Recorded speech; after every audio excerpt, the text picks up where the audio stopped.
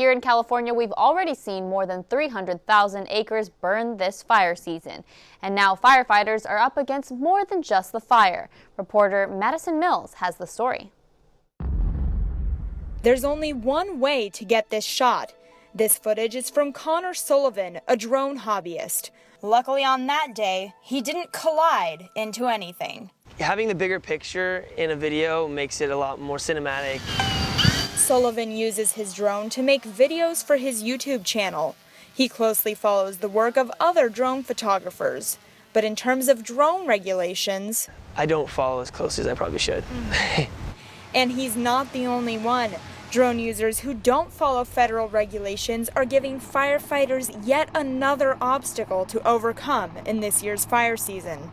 The people that are in those aircraft up there, they're in a much different position than a person that's flying a drone from the ground. The FAA expects drone hobbyists to comply with flight restrictions.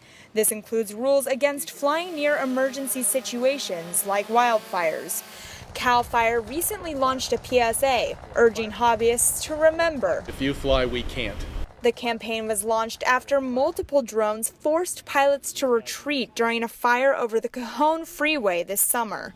That whole fire probably could have been put to rest in its very early stages if those drones had not gotten in the way and stopped the aircraft from flying.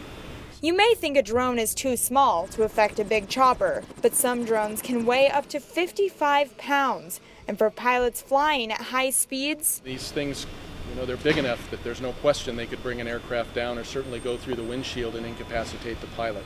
With the growing popularity of drones, firefighters are concerned that the legislation won't keep up with the technology. Pilots have already reported over 650 drone sightings this year alone. But that hasn't stopped drone users from fighting to keep drones like this in the sky. It was basically a ban on technology. Alan Hagman joined the National Press Photographers Association in their fight against an anti-drone bill.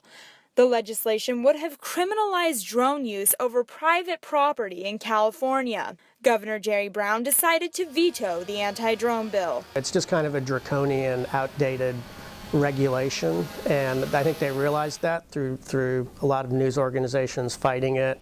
But the press still is unhappy with federal drone regulations, which don't allow drones to operate for commercial use. Hagman says this unfairly limits journalists. I can air drone footage that you shoot, but I can't go out and shoot that myself. He also hopes that hobbyists won't ruin it for the press. If a drone drowns a helicopter and somebody dies in that fire, that drone pilot's responsible for that. But until further legislation is passed, hobbyists like Sullivan will keep using drones to make films with images that fly off the screen. Reporting for Annenberg TV News, I'm Madison Mills. Now, just yesterday, the FAA fined commercial drone operator Skypan $1.9 million for 65 flights between 2012 and 2014.